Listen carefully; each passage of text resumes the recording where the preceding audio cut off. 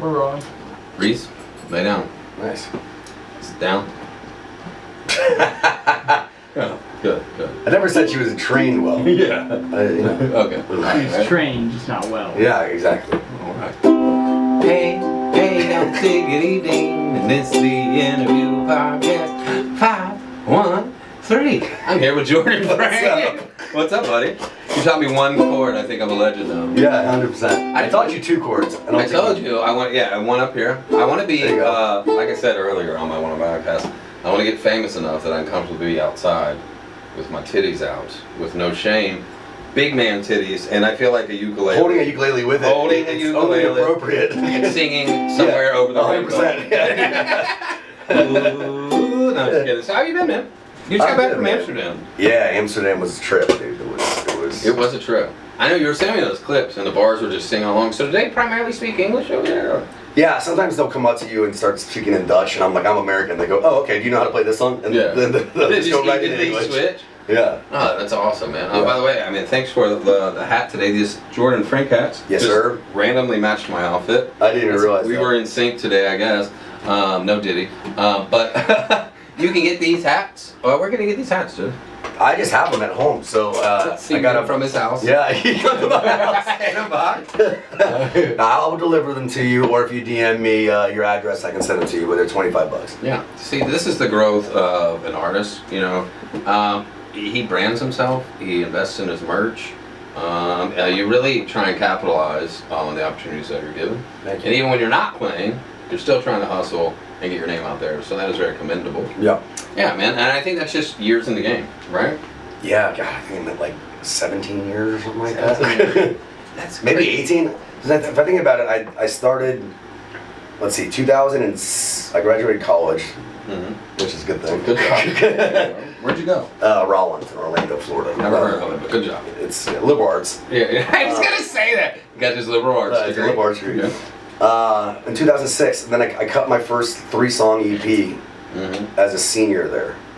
And so, yeah, You do it on this ukulele? 2026. No, I didn't know how to play the ukulele. So, if you could have any advice that the Jordan Frank that's sitting right here, right now, today, could give to the Jordan Frank from 17 years ago that's putting out that first EP, what would that advice be? Listen to your dad. No, I mean, to an extent, yes. But I don't know, man. I guess I would tell myself, like, it's gonna be a while if you really want. There's a phrase, you know, it's a long road if you want to rock and roll. I think it's from AC/DC, from what I remember. Okay. Like maybe Kiss, I don't know. The most famous band for Yeah. like 50 years. Like, it's a long road of fame and titties. Yeah. No, just kidding. So, I mean, this is a difficult career. You know, it's not one thing for the like. faint of heart. Yeah, and it's one thing to be like, there's little, like, I'm finding aspects of the career that, yeah, like, I might have been doing cover songs, but I was in Amsterdam. You know what I mean? You're still getting paid to do what you love. I'm getting paid to do what I love. I'm helping people have a good time. I'm helping people feel something. Yeah. Really, that's what it's about. Sing and dance, and, I mean, and that's amazing. Yeah, the real art form, the reason of why we do creative things, for art, is to get a feeling out of somebody. Yeah, creative creatures creatively creating for other creatures. You know? Yeah, that's a lot of C's right there. Just hit 5. Yeah. Bam. Bam. Anyway, so now you've had a long journey with sobriety. As Yeah. well. No, not really. Honestly, I mean, Most of it has been off the wagon, right? it's important for me to be transparent. Well, what I was going to say is, before we get into you being transparent, do you think you have mentioned that if you hadn't boozed or whatever so heavily earlier in your career, you'd think you'd be even farther ahead? Is that a 100%. Yeah. So, I know you don't want to be the poster boy. I'm not a poster boy, you know? You needed to take a break. It was a show of your valiancy and your strength that you were able to set it down and show to yourself, like, hey, I can stop this if I want to. Yeah. Yeah. And where are you at with that now? Well, honestly, not great. I mean, I was 40 days sober again going into Amsterdam. When I got to Amsterdam, I think you had hit it right around 6 months previously. Right? 4.5. Okay, right, yeah. I was at 4.5, then bounced back and forth from like 30 to 28 days, and then I would slip and this and that. And then I just am not working the program, and that's really what it's about. I'm not doing my step work. I'm on my amends, which is where you write down, the things you've done wrong to people. Don't you have to start the steps over technically each No. time? Oh, okay. I was always confused about that. No. You're in the hardest part right now. Yeah. The amends. Yeah. And How do you decide who all you have to owe amends to? when you do your fourth step, Mm-hmm. your fourth step's like writing down what people have done to you, that you're mad at the people, that they're like, oh, this person did this to me, or this ex did that, or my mom did this, or whatever. Mm-hmm. And then the fifth step is when you write down all the things that you've done to these people too. Oh, wow. Yeah. And so that's Hard. the hardest. Self-reflection. Fifth step was hard because I had to, I sat down with my sponsor, and it was like an all-day thing, like going over what I written down, writing down more things about me that I'd done that I didn't see. You know what I mean? So when a sponsor, how long do they just stay your sponsor, even if, like, say, you just don't go back to not drinking? Do they stay your sponsor? Or do they eventually be like, hey, you're not, My sponsor and I are really good friends. Okay. Like, we're like brothers to me, in my opinion. And he lives his life, I live my life. He's not sitting there He just being kind of like, picks up the phone. he's not, yeah, if I call him, he'll answer. Yeah. It's really on me to keep in touch and keep it going. Yeah, you gotta put in the work. And that's the hard thing about when you slip, is that you're kind of embarrassed. I'm embarrassed, Yeah. And here's the thing I've learned. It's like, if I'm living my life at 100%, I don't think that God, or whatever you want to call it, doesn't want you to succeed as a human being. Mm-hmm. I think that there are ways that block you from achieving what you're going to get. And a lot of that can be like, I can be hungover, not answer an email, not call someone back. I don't respond to you sometimes. I know when you're hungover. I can tell. And that's not, dude, I mean. I don't take it personal. And it's not cool though. And I'm not I'm not living at 100%. Yeah. So I'm not going to achieve 100%. Yeah. You know what I mean? Yeah. That's really what it comes down to. And as someone that also has battled alcohol and addiction issues, you when you're on your shit, you plan, you organize. Bro.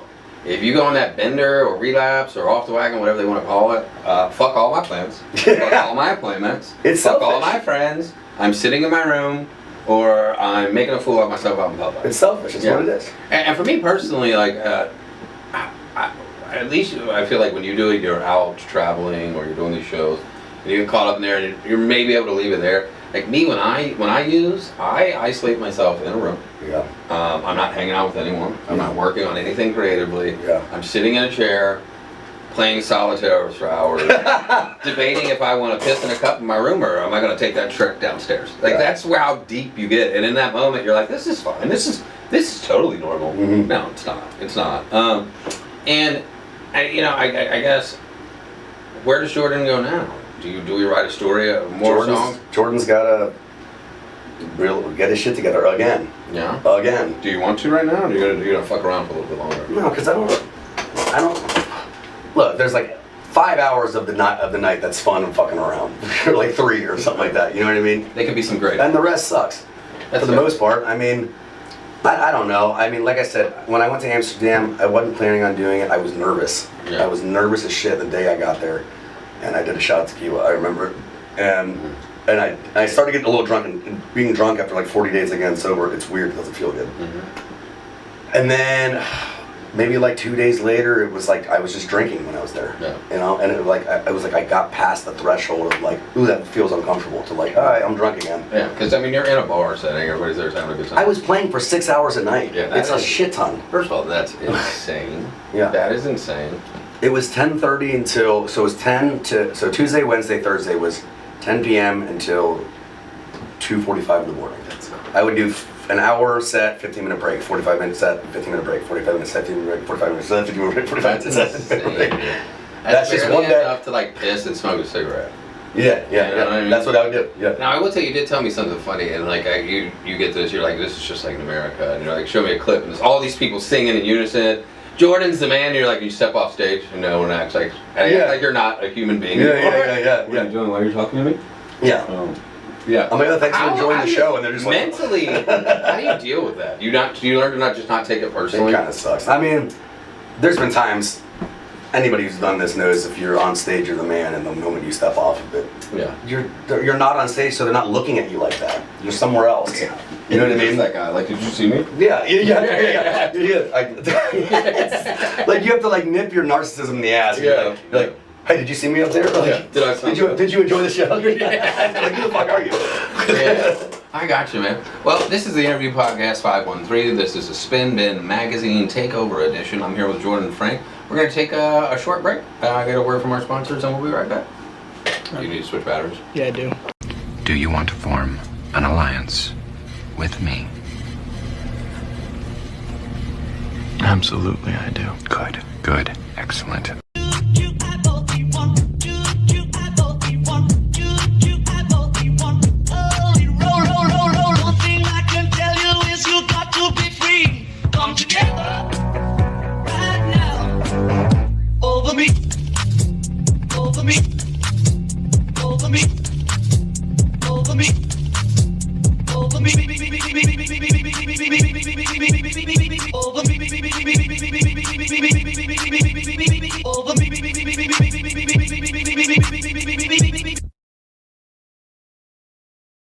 Two, one.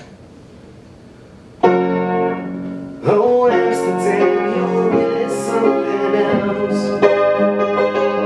I'm glad I found you and I wish you well. You'll see me once again, I promise you.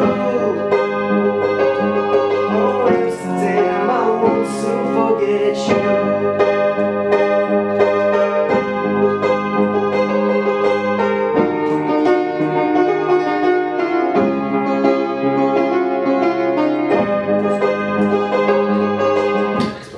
Awesome. Are you about to be bare chested? What are you? We're going shirt off. I mean, you guys can go shirt off too. You were talking about titties out. You know, I got to get that confidence first. Reese,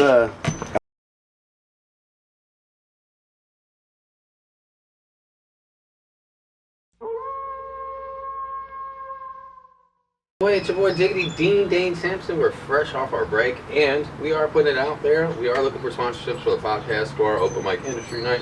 Open Mic Industry Night debuts next Tuesday, July 29th at Radio Artifact. It's going to be a great time. The community comes out and really supports that. congrats on that, man. Thank you. Jordan has been a part of that. You know, it's really nice to have a residency, but this isn't about me. It is about you, and you've had tons of stuff coming up. I know you got some shows coming up. I do. I have my very first full band original show. Yeah, cheaper than therapy, right? No. Oh. That's this Saturday. Okay. That's the jam band I'm in. Okay. So you're in multiple bands? Yeah. I did not know that. Yes, you did. I feel like I did, but I feel like I grouped them all together just because you're so active every day in music. So, Cheaper Than Therapy, I love this band. I love playing with them. Yes, you I did. joined them a year ago, a little bit, maybe I think a year ago. Mhm. It's just fun. It's their project, but then I've been allowed to come in and play, and now I'm part of the band. Yeah. And it's, you know what I mean? And it's taught me so much. I just heard D12 play it. What? My band. My band. No, they're great. They're such good musicians, and we have a lot of fun together, and it's a great time. And it's out of my wheelhouse. It's like Yeah, where you I'm guys playing jamming at? and stuff. We're at Stanley's this Saturday. Oh, nice. I don't know when this is going to air, but Probably after that. yeah. Um, So we're excited. My original show, my original music, I'm playing with my old drummer Jason Melling from back in the day when I was in Yeah. Frankly Speaking, when I was my band. yeah. Nick Federico, fantastic musician. He's playing guitar with us, and then Jason's new bass player Gabe is playing. We literally have practice this Sunday. I think we only have like 2 times to practice and learn all my songs. Lydia Shea's opening for me. She's incredible. Her and her band are playing. So it's gonna be a great time. Awesome. Southgate House Revival, August 8th. Southgate House Revival. I heard that place is up for sale. Southgate? I don't know anything about that. Or what's it called now? It's Southgate House Revival. Yeah, but it changed names for a little bit. Thompson House. It was, they flipped spots. Yeah. That was weird. It's queer. They just want to. I didn't know. Yeah. It's weird, not queer. Yeah. Do not. It's queer. Don't come at me, guys. That's funny. Sorry. You know, LGBTQ. Let's get bitches together. Right. You know. All right. Let's refocus here. All right. So that's going on, which that's is going great. and then you got your publisher recently I'm offered up- you a possible deal. It's on the hush right now. getting A exclusive. publishing company that I work with is signed to Downtown Music. They're working with them now. That's 21 Pilots, a lot of other things. It's all film and TV placement stuff, and I'm possibly going to be getting a 10-song album deal. A 10-song. That's not locked in yet. Well, But right now we're manifesting. we're manifesting it. We're manifesting it. It's close. It's in discussion. He's gonna get it. Yeah. I got faith in my guy.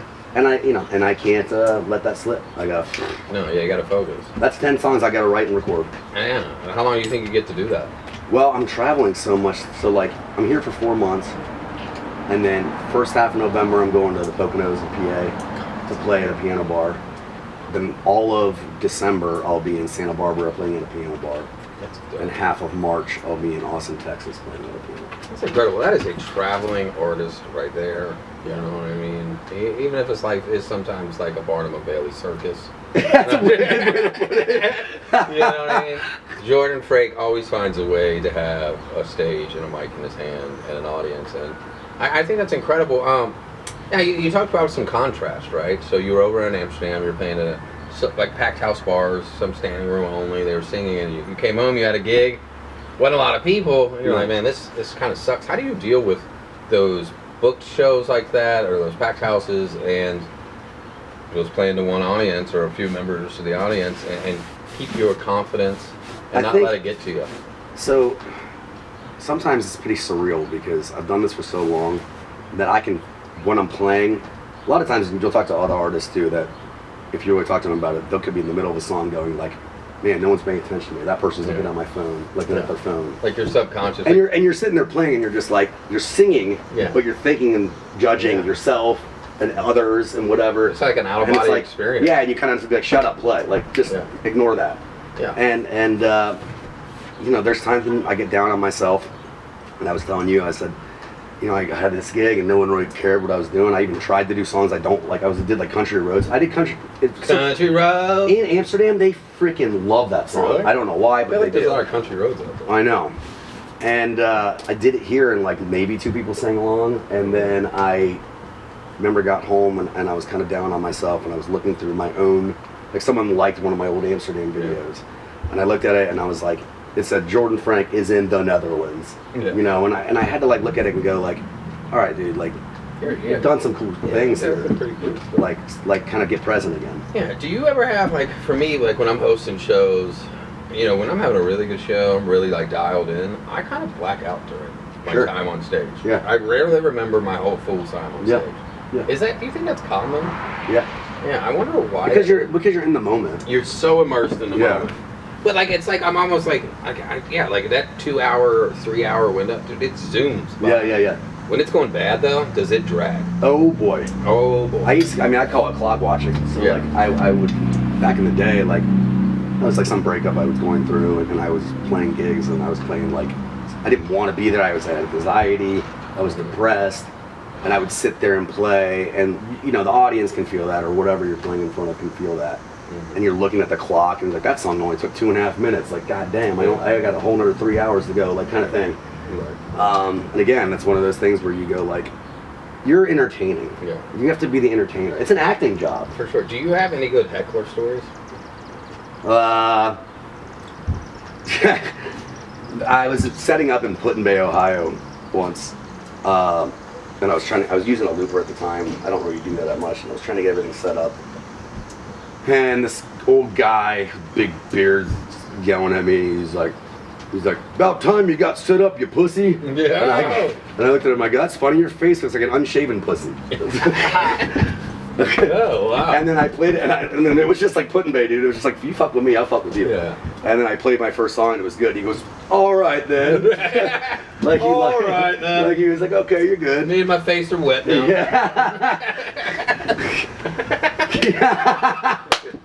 Oh, that's awesome. That's good. Man. Awesome. We're going to take one more quick break, get a word from our sponsors. Shout out to Spinman Magazine for the Takeover series on this. I'm here with my gorgeous guy, Jordan Frank. Gorgeous guy, Jordan. Yeah, gorgeous I think Jordan. that was an accidental. Yeah, I think I just stuttered and he finished. Whatever. Vanity is real. We'll be right back.